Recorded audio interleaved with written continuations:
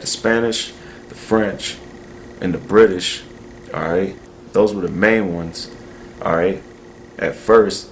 And then out of the British, alright, once they had the Revolutionary War, alright, when America supposedly broke free from the British power, alright, established their own selves, the United States, alright, with the 13 colonists.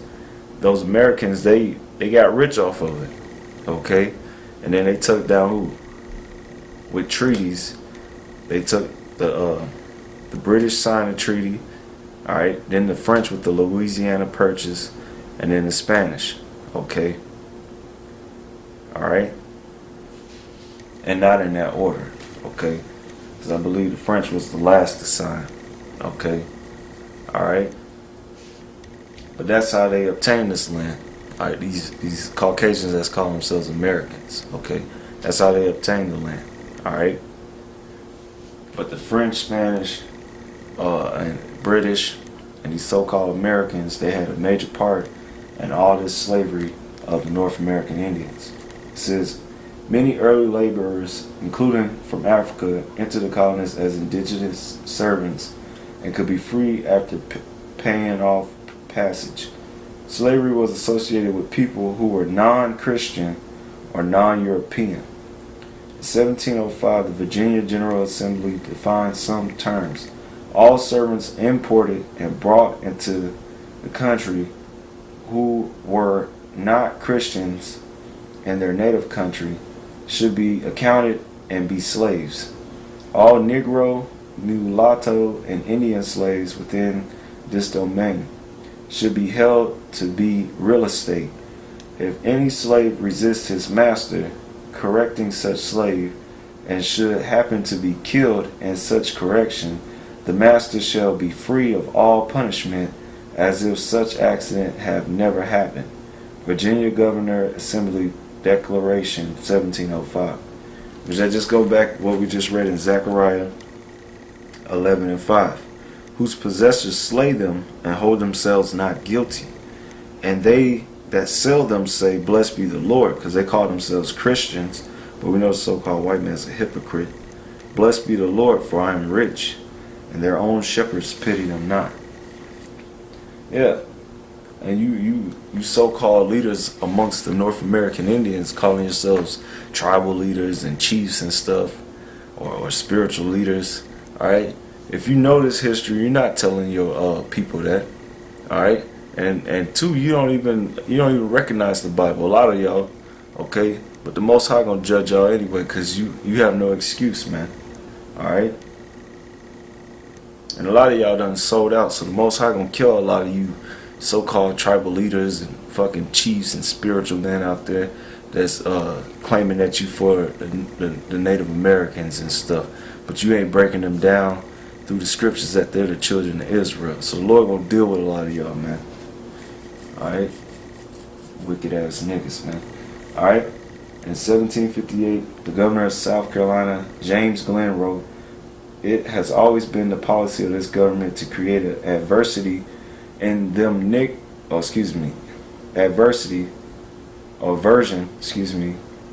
in them Indians to Negroes. This was to discourage alliances between the Africans and Native Americans, but they made their own choices. Alright? Meaning what? They wanted the so-called Negroes and the so-called Native Americans and Seminole Indians and Mexicans, or the Latin tribes, or what will become the Latin tribes, which that's a by name. Alright? Because they're the children of Israel. They didn't want them coming together. They wanted them to have that discord, okay? That's why it's still like that today, through ignorance, alright, and tradition, okay, and the curses, alright, that we still have that between Judah, the southern kingdom, Judah, Benjamin, Levi, alright, and the northern kingdom, Ephraim, and the northern kingdom, which consists of the Latinos and Native Americans. Not no fucking Zulus. Alright, fuck some goddamn Zulus, man. Alright?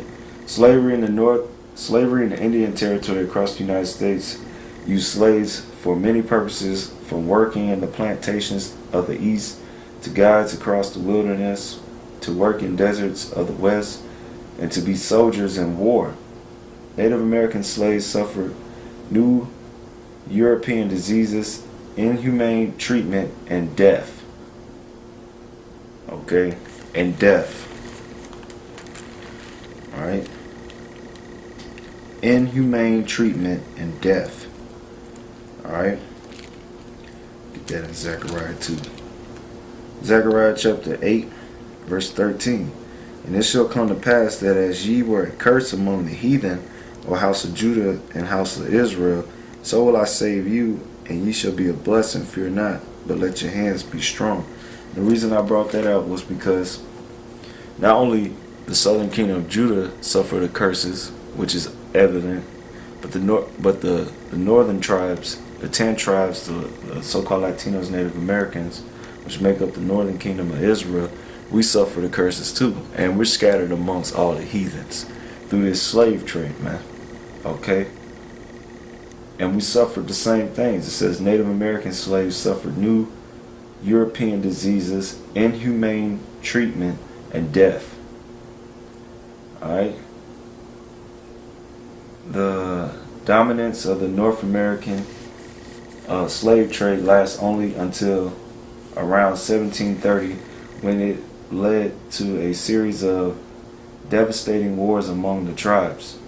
Before the 1700s, the West-Tus and Carolina dominated much of the North American slave trade until the English, allied with the Savannah, who resent the West-Tus control of the trade, wiping them out. The West-Tus tribe group was completely eliminated. Its survivors were scattered or else sold into slavery and Antigua. Those Native Americans nearer the European settlements raided tribes rather further into the interior in the quest for slaves to be sold, especially to the British. Alright? That's right. So not only were we sold into the West Indies, which that's a fact, and all along the east coast of America, but we also was shipped to Europe. Okay, it's a what's that dude's name? Squanto. Okay, it's an account of him where he was kidnapped, took into Europe, sold into slavery there. All right, but somehow he escaped and came back. But his whole tribe was eliminated thanks to the so-called white man's diseases. All right, but that didn't stop the fact, because prior to them importing so-called Negroes to America, natives was getting shipped to Europe. Okay, not just the UK, but Spain, Portugal, okay, and all of Europe over there.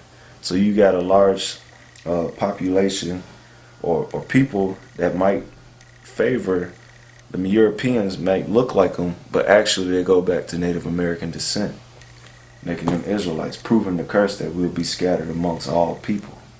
Alright, from one end of the earth to the other. Alright, it says a simple pattern of friendly and then hostile relations among the English and Native Americans following the southern colonists. For example, the Creek, a loose confederacy of many different groups who had band together to defend themselves against slave raiding, allied with the English and moved to the Appalachia and Spanish Florida, destroyed them as a group of people in the quest for slaves. These raids also destroyed several other Florida tribes, including the Timucua. Most of the colony-era Native Americans of Florida were killed, enslaved, or scattered. Alright, so even amongst the Seminole Indians, you had, because they made up a good portion of the tribes in Florida, and in that area, it said that they were killed, enslaved, or scattered. Alright, proving they suffered the curses of being taken on ships and all that. Okay, it's estimated that the English Creek raids on Florida yielded 4,000 Native American slaves between 1700 and 1705.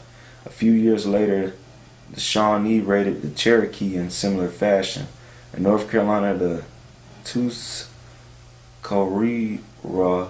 feared, among other things, that the English planned to enslave them as well as take their land, attacked the English in a war that lasted from 1711 to 1713. In this war, Carolina Carolina whites, aided by the Yamasee, completely vanquished the Tuscarora, taking thousands of captives as slaves.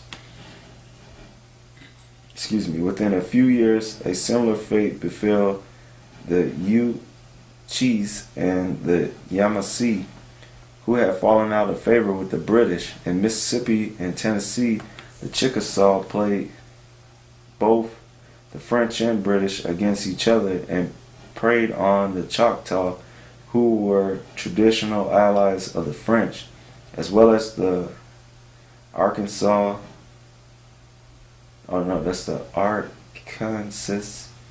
and the Tunaka and the Taisa established slave deport throughout their territories. A single Chickasaw raid in 1706 on the Choctaw yielded 300 Native American captives for the English.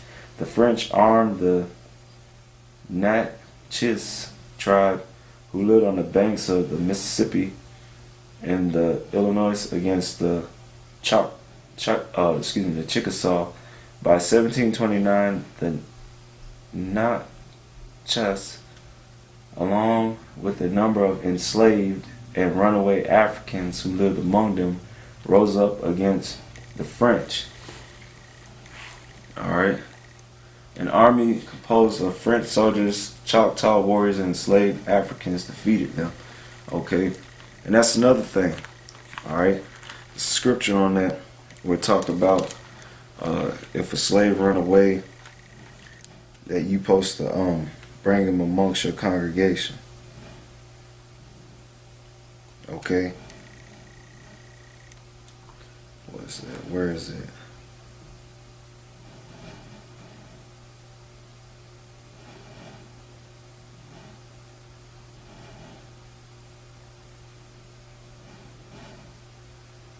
Okay, let me find it real quick.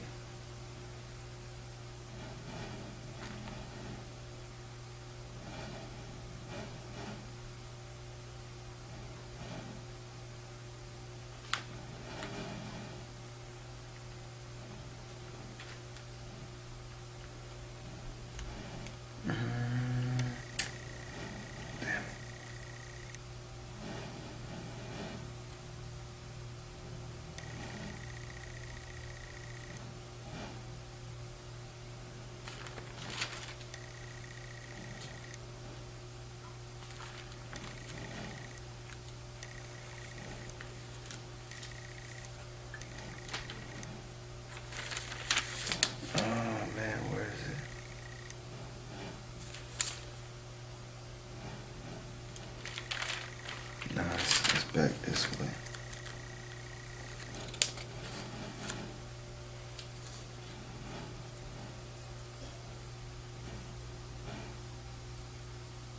Okay, here it is.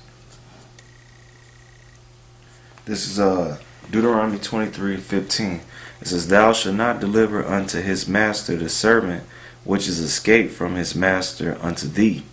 He shall dwell with thee, even among you, in that place which he shall choose in one of thy gates, where it liketh him best, and thou shalt not oppress him."